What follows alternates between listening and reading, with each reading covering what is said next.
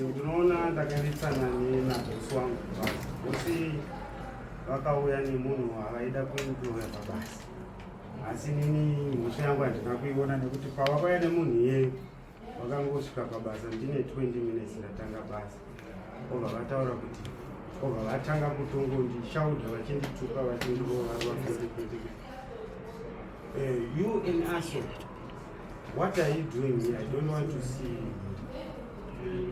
Tobva ndambovati anosori bosi pabasa tinoziva kuti kana muri pamwe ndakanganisa ndofanira kunge ndichikumbira regereri, asi ndisina hakukanganisa musi wacho.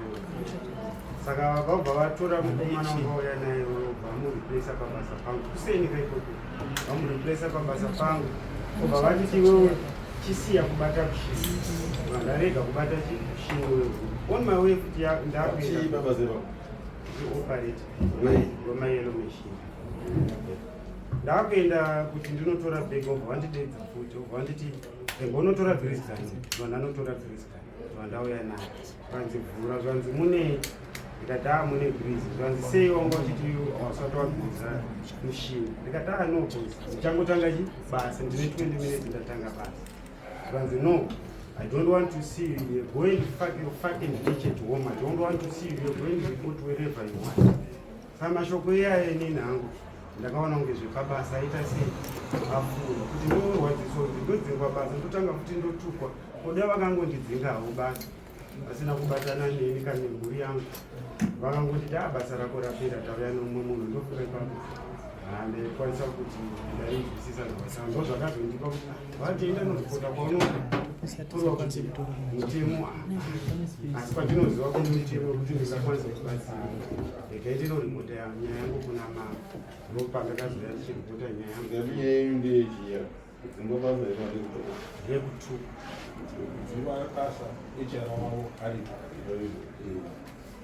So what's your name, Mr.? William. Mr. William? Yes. Do you know this guy? Yes. He happens to be your worker, isn't it?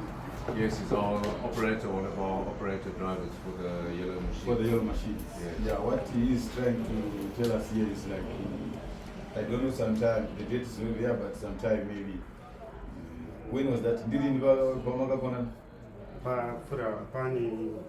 one week. Made some time a week ago.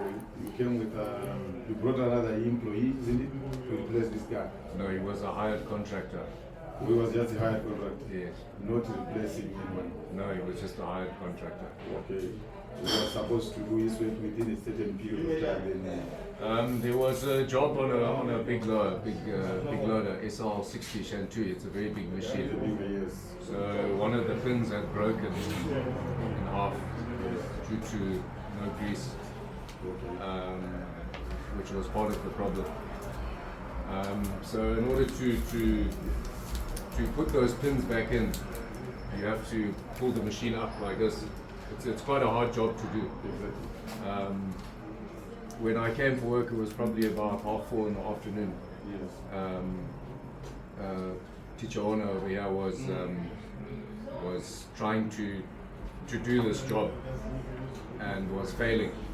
I could see he'd been failing for about 40 to 30 minutes, and he was also damaging the machine at the same time. So I said, please, can you get out the loader? You're clearly not able to do the job. So please, in order to not damage the machine further, please, I will get someone to do the job who can do the job. So, and I said I will bring him in the morning. So then, as I brought him in the morning, the instruction was not to touch the machine after that, because I wanted to see the job done under my supervision in order to prevent further damages. And when I arrived in the morning, I see the machine had been touched again. And under whose instruction, I don't know. I wasn't there, so I don't know who touched the machine or what happened. The previous day you told him not to continue with the machine. Yes, I said this machine must be here, no one must touch the machine. And so that loader driver was initially brought there just to be hired for about an hour to do that job. And then that's when I proceeded to Rasta and ask him a question, why is this machine being touched? Because you gave an order the Yeah, previous day. Yeah, But, and then that's when I asked him, because the previous complaints came from my mechanic for the loader that the machine's not being greased by Tichona. So that was the complaint that came in. And then to my findings, now the loader fin is snapped in half due to no greasing. And then I asked him in the, sorry. Okay, on that part I think maybe it's been understood. Yeah. Then there's another part now. Yeah, so this is the next part. So then he's now in the TLB, so I called him and I said to him, have you greased the machine? And he said, I haven't greased the machine because there's no grease. And we have a protocol in the morning where the machine must be checked. So I said, okay, well, let's go and see the grease gun in order to see if there's no grease or not. So there was a full tin of grease in the workshop. Yeah. So then, it's like a couple of incidents now. So I said, all right, well, obviously there's a bit of argument and a bit of emotion involved, but Because of the negligence. yes, and maybe I spoke a bit harsh where there were other people around, which I can say that probably wasn't the right thing to do. And then I just said to him, please go to your room, because obviously he stays on site. I said, please go to your room, relax there, don't do anything, just, you can sit there and I will contact Vine and we will contact you and then we will sort the matter further. Yeah, the thing of talking about his wife and using that language, no, I didn't use that language. I don't know the status of Rasta's marital affairs or girlfriends or anything. So I don't see why I should be saying things like that, and I didn't say it.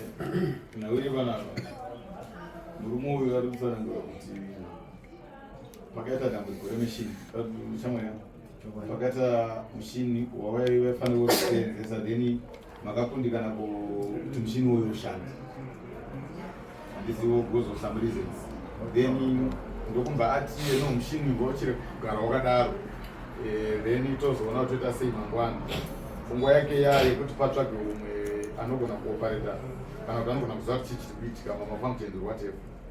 Then paakauya mangwana acho akawana mushini wato watembered ichiva kuti pana mhanga asi pamboiswa order the previous day kuti musabata mushini. Ndo zvakaitika here.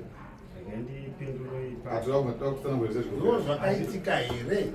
Hazvisiri izvo zvakaitika. Womira kana woonafamba sei. Ndokumba pazobvunzwana weGreece pakazoita kuti ave emotional. Pakazobvunzwana weGreece kuti pabasa pane Greece here. Kwanzi makati hapana Greece, ndizvo here. Zvese zviine maidzi. Then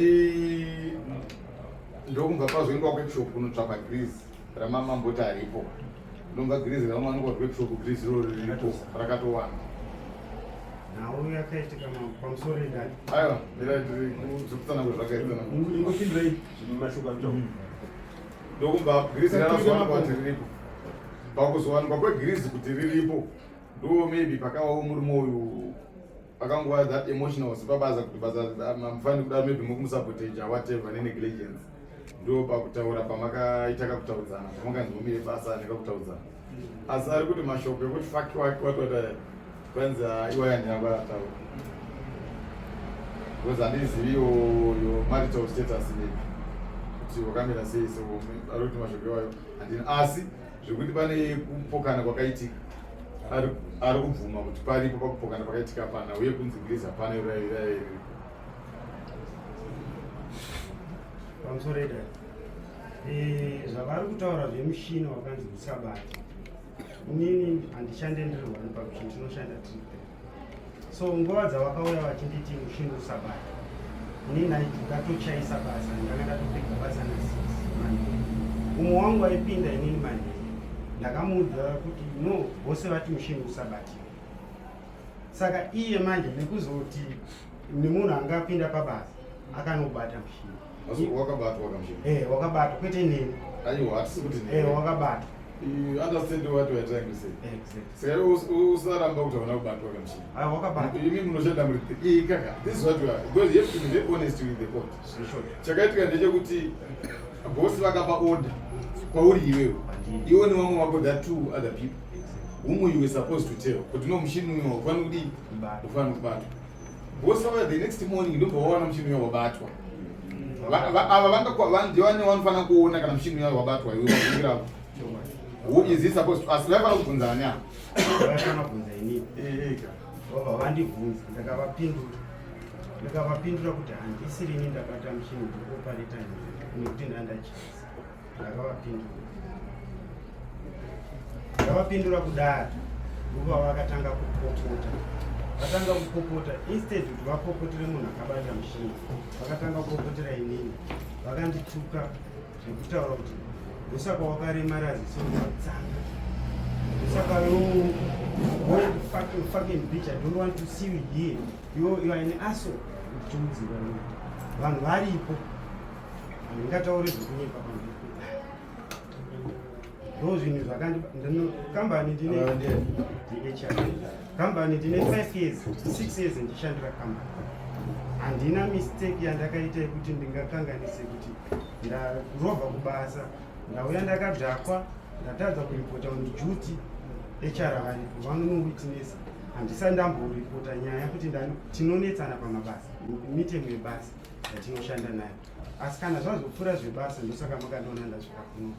Ndine makore ndichishanda nawo, ndinogona ndaita problem. Chero ndikakanganisa vanotitongera kubasa chitereka. Unoona kuti kudi yama yangu.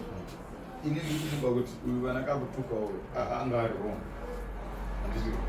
But at the same time, you also have to agree on your side you are wrong again. Because you were the one who were told. But you have to instruct some of your workmates. That to instruct. Yes. But your instruction inakuzowa followed. But you do waipiwa. Ava vaikwanisa kuzobvunzana apana kunangana newe. Vainangana newe because ndowanga wasiwa papa. Unoona kuti ndikasiwa papasa. Ndikasiwa izvo panapa vachibuda.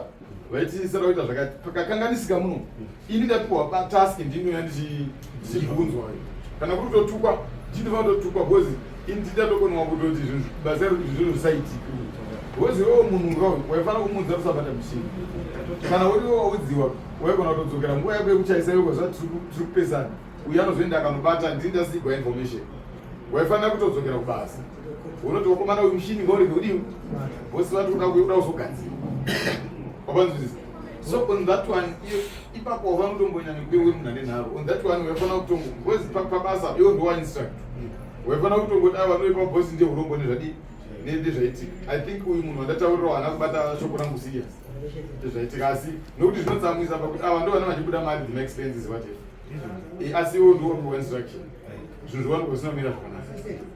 On that part, I think yaifanira kutongonzi aiwa munhu wapakakanganisika. Ini shoko rangu harina kufamba rikanzwika mune zvakanaka. Maybe wakoma kuri handler. Shoko racho kuti svike kumudini utsamu. Kuti mushini usabata. Iyo procedure yedu tinochinjana mushini every day. Ndichichaisa inini handisiye mushini ndisina kuita handler. Akauya ndinomuudza kuti mushini wakapa zvakati. Uyu wanzi kusaite zvakati. Ini ndakamuudza mumwe wangu kuti saizvozvo. Ndamuudza saizvozvo even pavakandibvunza kusende bosi. Ndakavaudza kuti no bosi. Inini mumwe wenyu ndakamuudza asi handisiri ndakabata chinhu. Naisha. Maybe maybe pamwe zvekuoperations I don't know how you work. But maybe mungangova idea of what actually happened. Ndikagona kutangira pamutaura ipapo pemushini wacho. Ndikatangira panhau yemushini because inanenge ari maripoti neisimba. Patadzwa kuita basa racho raida kuitwa racho according to bosi wake. Instruction zveshuwa akaitambire kuti mushini ngauchisiwa wakadaro. Pachange over yari kutaura kana akatsanangurira wacho akauya kuzoita take over. It's either iye wacho haana kuteerera kana kuti akatoita muzikanzwa because iye wacho futi kuzomubvunza after ndazotanga kuuzwa nyaya yacho. Iye anoclaimawo kuti handina kubata mushini. Meaning to say kuti panga pato nebit of malice because pakazinge patooneka kuti pane zvakanganisira. Wacho akabata according to him. Akatotata kuti kubata. saka at the same time pakubvunzana pacho ipapo I think pakazoagitator bosi wavo is kushaya clarity yacho pamwe kudai akangotaura kuti no zveshuwa ndindaubata nandisina kunzwisisa probably nyaya very short. in terms of kutadza kunzwanana kwangwaitika panyaya yemishini. Alright. Then uyu murume uyu ane nhau yekutukwa kwakaitwa mamusipo futi pamaripoti enyu anodoti ripoti yekutanga yakatobva kwaari achidifonera paanga anzi amire basa nabosi wangu saka ndobva ini akangonditsanangura kuti danditsana nechi ndanzi ndimire basa kana kuti anoina handisi around but it's not a problem iwo ita segarako kumwe ini ndoyaindozita se tozogadzana ene ndasvika ndanzo saka the next stage ndakabva ndazitaura nabosi wacho da kubvunza kuti ko chii chaiti kubva nditsanangura like matsanangura angu ita paoperations acho kuvhiringidzika kwangaitika basa saka ndobva ndangoti still it's okay ini ndichandoya toita se togarisana basi because kwandiri yanga ingori labor relation issue and iye haana kundizowa ngekuti pane maissues anditi kudaro kwausvika so inini handishandire full time I come so ndakamti ini kana ndauya ndokudaidza toita se tosangana ndobva ndatomufonera ichida kuuya I think the following Monday yacho ndobva ndakundikana kuya ndobva ndangomutsanangura it's not a problem because issue ini ndingakakuti kugarako kumba saka you're still on the pay tutaresolva neyacho saka ndazouya kuzoda kusangana naye I think it was last week but one musi wazosvika semon ndo ndikazomufona ngati no ndaa on the ground uya titese tiresolve nyaya yayo ende ipapo nyaya ndandiri kutaura nezvayo ndanga ndanzwa nenyanga ine nyaya yavo yemachine and even my investigations anandaita on the ground anga ari maissues ekuti no zveshuwa machine yainzi haisi kugriswa grisi rakazowanikwa riripo ndo maissues ari related kune labor matter yandanga ndinayo tiend ndo yanga iri padiagram saka pandikamufonera chikuti auye because ndanga ndauye akazotaka kudelay achiti amunotushacheretika but ndiri paprocess yezvo pakabva vasvika muchitama nenotification saka after ndaona notification then ndakazomufonera futi ndichiti ko rasta issue iyi haisiriyo issue here yatira kuti tese tigare pasi tionesana yakubva ndoba akazoti ano iyi nyaya its personal haisinei nezvebasa nyaya yekutukwa kwandikaita ndoba ndatomubvunza fedha kuti wakatukwa kuti kudii he was not at liberty kubvunza ipapo kuti akatukwa then kuzobvunzawo vari around kuti pazvikaitika mashoko akabuda kuna William achituka rasta kune vanga vari around unfortunately hapana ari kugona kudumidzako it can either be intimidation kwazi vamwe vacho vari kudai isusu pekuzodzidza kuzoko mashoko hapana hatina kuzvinzwa hatakangonzwa achikotaurwa kuti why did not grease siya machine enda kurungu kwako ndo mashoko saka nacho vari pamwe vanhu vari kungotaurawo mashoko. I just want to talk to Mr. Williams. After all this happened, because I know you got irritated with what happened, the greasing of machine and the tampering with the machine. Yeah. And so on that particular day, I understand you were so emotional. So what I want to get clarity from you, of course, if someone is angry, you may say something. That much I understand it. Even myself, even if I got angry, there's something that I can say.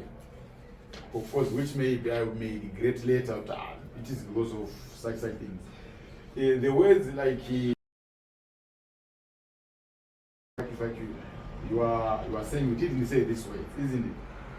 But what words did you say apart from fuck you? Because of course you said something to him. What was it that you said? Maybe to be clear on that one. Oh, just said, we're acting like amateurs. Why are we doing these things when we have everything in front of us? We've got all the tools to work, but why can't we execute the job? I can't recall exactly the exact. But there were no bad words. Look, I probably was swearing a bit, but swearing in terms of scolding him and saying you're to go and what he said. It's quite bad to say. I don't even want to say it. But look, yeah, swearing, yeah, like I can say. But Fuck. Yeah, but not Got beach. directly. Yeah, no, not that. But obviously, yes, there can be some swear words in there. Yeah, of like was course. said, of course. Therefore, yeah, like yeah. you say, in emotion.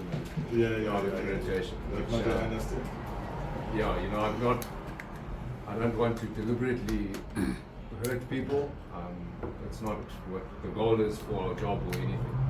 We're not there to do that. So, but yes, out of irritation, I can be honest and say, yes, I was probably swearing. I was likely swearing. Maybe.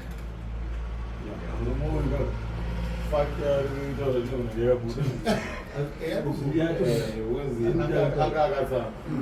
some of the way,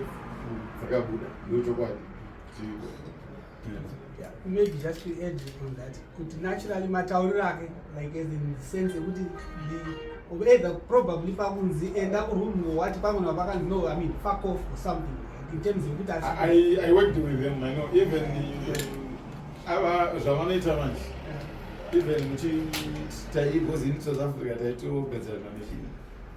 I go now go mishtawa.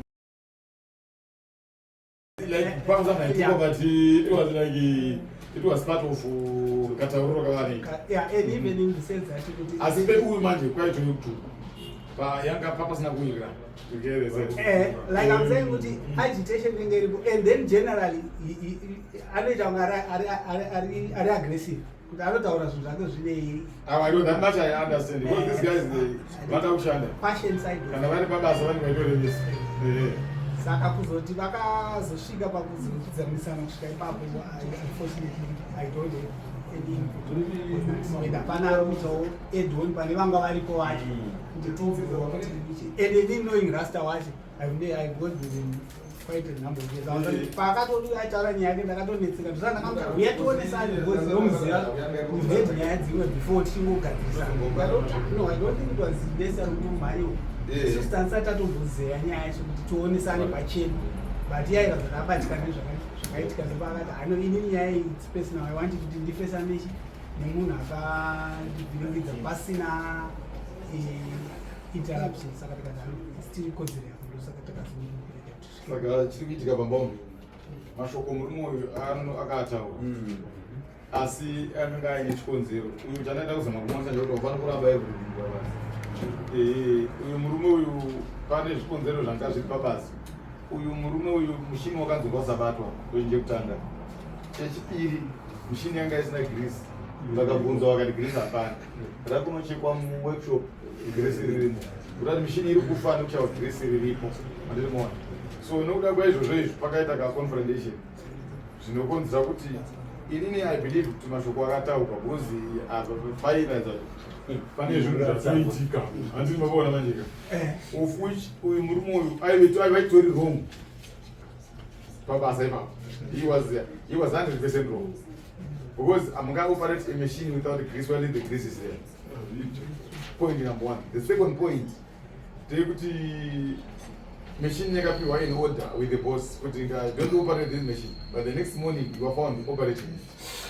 And makuona manjika kurwa kuti you are not taking the orders from superior.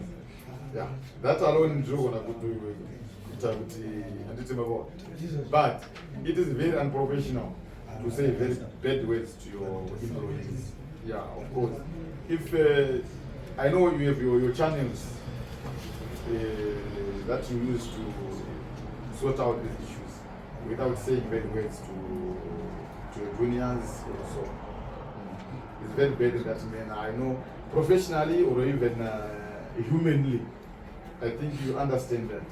Ubuntu alone tells us that we don't have to say bad words. We don't know how correct is it. He is also telling us that you even went further to tell him about his disabilities, the eye disability. I don't know if you will say something like that. That is the reason why you have this such a disability, whatever. No, I've asked him before. I said, "Is your eye impaired?" But he said he could see through it. So there was no problem with that because it was something that has been discussed. Yeah, I mean, so he hasn't killed anyone on site due to blindness. So I mean, yeah. I'll apologize to him, and I'm sorry if I've upset you and swear words. So I think, Daddy, this is right. Saka nayo jamani. Bongo jifunga utimo yako itesei. Kama shoko akakutaura iro wasina kuna. Ndina hangu ndibosi wangu. Handina chandinokwanisa kuita kwaari. Pasi zvekuzopinda muupenyu kuti vanonotuka nemuzina yasinotsvaka basa. Hai baba basi. Serera unzwe baba. Mvunzo unzwe. Wauna mvunzo. Ukabvunzwa upindure. Hatiri kuseka iwewe. Vantu unofunga kuti dei zvaimwi. Kama shoko iwa. Mashoko wakataurirwa. Unofunga kuti uitirwei? Nofana kubhadhara. Chi. Handizivi kuti chii chinobhadhara. Aiwa iwe ndiotaurawo ndipedze. Tikadaro hatina zvatinguita. Abvunzwa namambo pano kuti uri kufungei. Apindura ndoda kubhadhara. But handizive kuti value yaringabhadharwe chichi. Arikudzorera nyaya kudare. Dare rine right rekuchita ano kana zvinhu zvakadaro zvakaitika. Kuti ngapaitwe zvakati. Kuti tirambe takamaintaina their friendship. They are going to work together. As from today, vachienda chikuti. Yes. Kuti unoda kuti paitwe sei. Ende pamwe ndofana kukumbirwa sori na bosi. Kana kuti ndoda kuti. Okay. No, it's fine. So I think they can just give us maybe 10 minutes. I'm gonna go bow.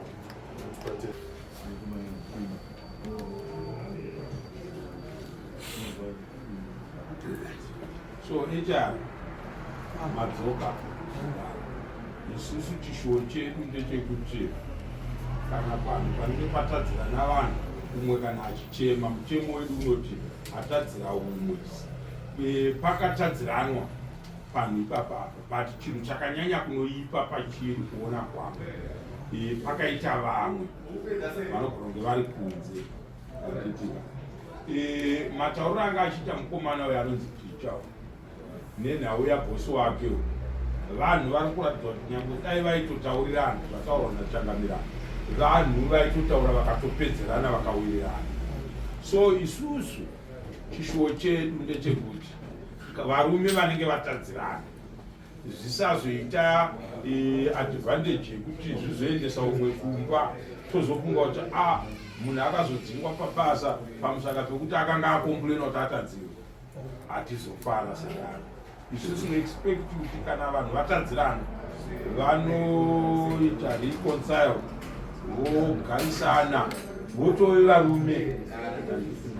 So isusu kuna William maonero ataita pakatauriranwa mashoko atingati mavhulgar words ataatambire kuti vanhu dambotaura infact pataitaurana tiri panze paya kuti makanda bedzi anogona kusiyana but tiri vanhu tese. Chinangwa chedu ndechekuti kana vanhu vauya kuzoshanda munzvimbo medu tinenge tichiexpecta kuti pane bepa reEIA ratinosaina isusu seumama ratinenge tichiti paitika job creation yaitwa mudunhu medu muchange musina mbavha mudunhu medu mhondi dzichaita shoma nekuda kwokuti tapuhwa basa rekuti vana vawane chekushanda. So mhosva yakadai tinosibhadharisa mombe kana tasvora but tazoona kuti vanhu vachona kutaurana kwamamuchiita muchiti zvikadai tanga tichigutsikana kuti vanhu pakangoita mamisunderstandings maybe dai vakawana akavapa mukana wekuti endai mugare basa mungadai makataurirana. Saka tinoda mbudzi 4 kuti Williams abhadhare mbudzi 4 kana kuti 35 times 4 mbudzi. Atinoti kuti zezuru isusu makuku sorry hama yangu ushamwari hwedu hahungapere nenzira yakadai. Handiti mawana wobhadhara mbudzi 4 nehwai yamambo yemashopu iwayo kwamambo manje anenge akunzi aiwa chibhadhara ihwai yechenuro nekuti aiwa mudunhu mambo havangazofara kuti mugarisane makadii makadaro. So 35/4 means 140. Nditika kureva kuti kana kuri kuchisizwe kwedu impudzi imwe chete nehwai. Saka ndozvatinoda kuti abhadhara, then wobhadhara 100 US kuti ari ramambo. Saka kureva kuti $240 zvese zvakadaro. Mukuinzwa nechari?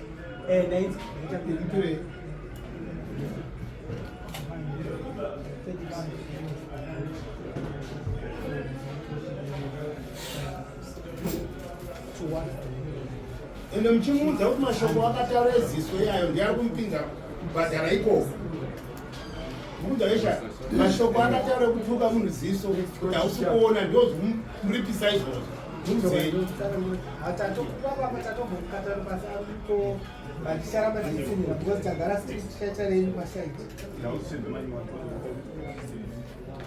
Mr. William, we have penalized you in terms of our court rules. We want to maintain your friendship to continue. This is teacher owner, you know him. We've worked for some months or some years, we don't know. We respect that. We know conflicts come even between you and us, but it's a bad thing. So we think as from now, you are men.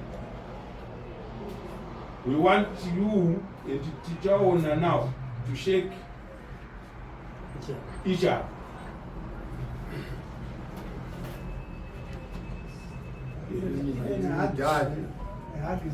Yes. So thank you so much. Thank you.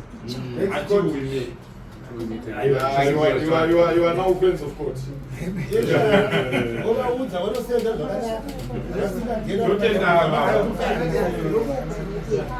Teacher, be a man now.